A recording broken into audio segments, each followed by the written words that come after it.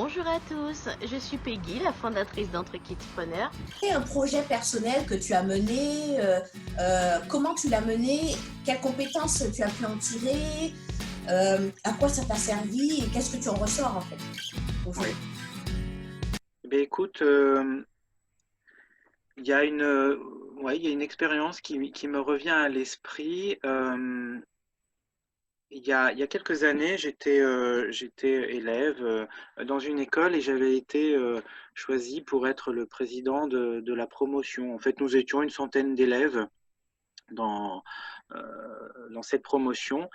Et alors, il se trouve que on devait choisir un président de promotion. Donc bon, je m'étais proposé pour être pour occuper ce poste et j'avais été à ma grande surprise élu pour ça. Et il y avait déjà de la communication, il fallait se présenter devant la centaine d'élèves, expliquer qui on était, etc. Et puis j'avais plusieurs candidats aussi à côté de moi. Et puis bon, il se trouve que j'ai été élu. Donc première chose, j'avais réussi à convaincre. Donc ça, c'était la première des choses. Et je me suis retrouvé donc en tant que président de cette promotion et je devais constituer autour de moi une équipe alors pour préparer quoi? La cérémonie de fin de stage qui allait avoir lieu dans un an. Alors cérémonie de fin de stage, ça, en présence de toute l'école, en présence de tous les parents, de tous les instructeurs, enfin quelque chose Bon assez challenge. important à gérer. Donc voilà. Et aussi, nous avions pour mission de fédérer tous les élèves autour d'une identité.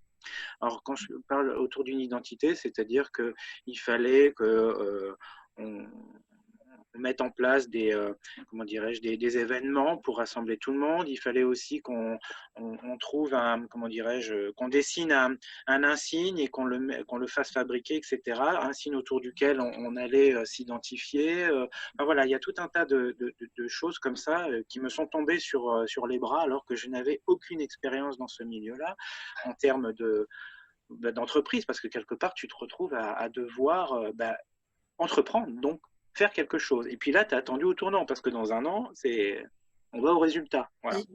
Donc du coup, là aussi, avec l'aide de ton bureau, il faut collecter des fonds. Alors, les élèves participer au versement de ces fonds. Donc, il a fallu l'expliquer, il a fallu déterminer un montant, etc. Il a fallu convaincre. Et puis là, donc, il a fallu gérer ces fonds, il a fallu se concerter avec le bureau, il a fallu aussi se concerter avec tous les élèves, demander leur avis, etc. Et puis, fort de tout ça, à un moment donné, il faut décider. Et tu t'aperçois que tous les regards se tournent vers toi, parce que c'est toi qui prends la décision ultime une fois que tu as pris les avis des uns et des autres, et bon, que tu vois que il y a autant d'avis qu'il y a de personnes, et bien à un moment donné, le bon sens et l'intelligence sociale fait que tu essayes de prendre la meilleure décision qui soit. Et puis, avec cette expérience aussi, j'ai appris à gérer les impondérables parce que forcément, tout ne se passe pas comme tu veux. Il y avait des problèmes logistiques aussi au fur et à mesure qu'on avançait vers cette cérémonie de fin de stage, etc., avec le traiteur, enfin la salle, etc. Il y avait toute la partie communication aussi à gérer. Il a fallu aussi, au cours de cette année, faire des rétro-plannings. Enfin, tu vois, je me suis retrouvé à devoir faire plein de choses pour lesquels j'étais vraiment pas formé au départ, parce que moi j'ai une formation de juriste à la base, donc format fac de droit, moi toutes ces choses-là, entreprendre, anticiper, logistique et autres, c'était vraiment pas du tout mon domaine de compétences. Mais il m'a fallu un an euh, avec mon équipe pour justement apprendre à gérer tout ça. Et puis je me suis au fond découvert plein de plein de capacités, tout compte fait, à rendre ma copie dans les temps, à avoir su gérer les fonds correctement, à faire en sorte que chacun ait pu y trouver son compte, puisque après, quand tout le monde vient te remercier d'avoir organisé tout ça et que tout le monde en garde un super souvenir, tu dis c'est bien, c'est top. Le rétro-planning avait été bien fait de sorte que tout c'est agencé correctement. À la fin, je me suis dit, ouais, là, j'ai gagné, en un an, j'ai gagné plus qu'il était prévu, en fait. Et au fond, mon année d'école, j'ai appris les matières, voilà. mais j'ai beaucoup plus appris en étant président de promotion parce que j'ai su développer et mettre comment dirais-je, en lumière ces capacités cognitives que j'avais à l'intérieur de moi, voilà.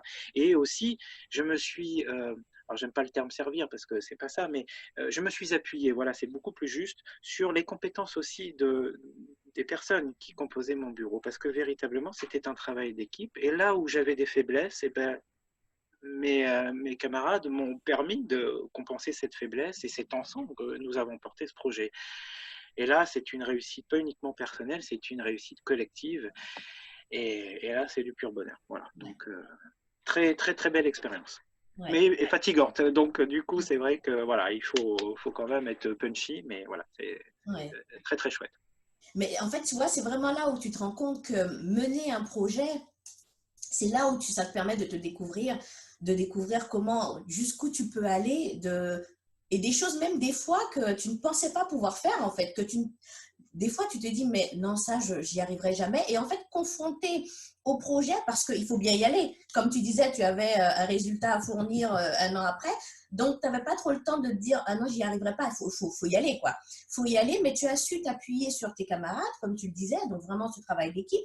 Tu as su mettre en place un rétro-planning, ce qui n'est pas toujours évident. Non. Mais en tous les cas, je pense qu'après cette année, tu as dû avoir une fierté, vraiment une confiance en toi qui a été boostée. Et comme tu le dis, je pense que l'année d'études uniquement n'aurait pas suffi pour développer tout ça, quoi. C'est vraiment le fait d'être dans le sujet, dans ce projet, de le mener, qui t'a fait découvrir plein de choses, monter en compétences, qui t'a fait grandir. Je pense que ça t'a fait énormément grandir.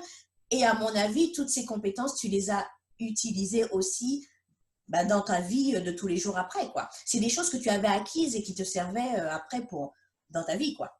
Voilà, j'en ai pris conscience, voilà. J'ai su qu'il y avait, j'ai en fait ouvert ce champ des possibles en prenant conscience de ces capacités que j'avais au fond de moi et qui par ailleurs n'avaient jamais été sollicitées parce que je m'étais jamais mis en situation d'inconfort, parce que typiquement c'est une situation d'inconfort à partir du moment où on te dit bon ben voilà, vous avez été élu comme étant le représentant d'un projet et puis vous avez pour résultat à nous fournir quelque chose dans un an, ben là du coup tu te regardes moins, tu y vas quoi, parce que tu as une échéance. Et c'est ça aussi qui est important, c'est qu'à un moment donné il faut avoir des échéances pour sortir de sa zone de confort et arrêter de tourner autour du pot et se poser tout le temps les mêmes questions, est-ce que je vais être capable, etc. Non, là maintenant, tu n'as pas le choix, mon gars, il faut que tu y ailles et tu verras. Et puis c'est là où on se dit, bah mince, je me pensais pas capable de faire ça. Et oui, et puis ce que tu pensais être des obstacles, effectivement, ça en a été, mais bah oui, c'était pas aussi insurmontable que ça s'est fait parce que, voilà.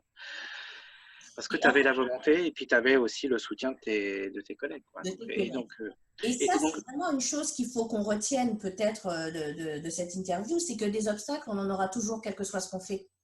Évidemment. Dans la vie, il y a toujours des obstacles. Par contre, c'est se dire, OK, comment je peux le surmonter? Avec l'aide de qui? Où je dois aller chercher des ressources? Si je ne les ai pas en moi, où aller les chercher pour justement surmonter ces obstacles? Exactement. Et ça, c'est le plus important, je pense vraiment, c'est avoir cette capacité à se dire, je ne suis pas seule, je peux chercher des compétences ailleurs, comme tu l'as si bien fait. Tu disais que c'était vraiment un travail collectif, quoi. Tout à fait.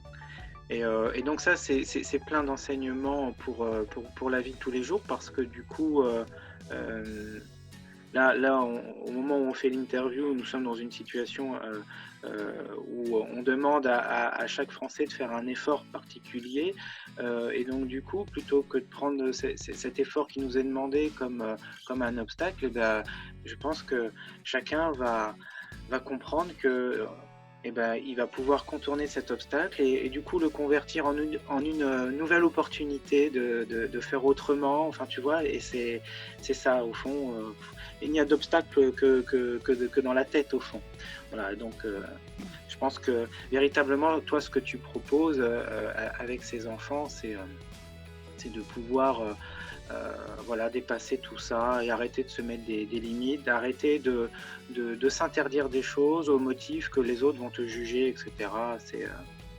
en avant les gars, et, faites ce que vous avez envie de faire, soyez créatifs et faites-vous plaisir, voilà. Et puis n'ayez pas peur de vous planter, de toute façon, il n'y a pas mort d'homme, hein, comme on dit, voilà.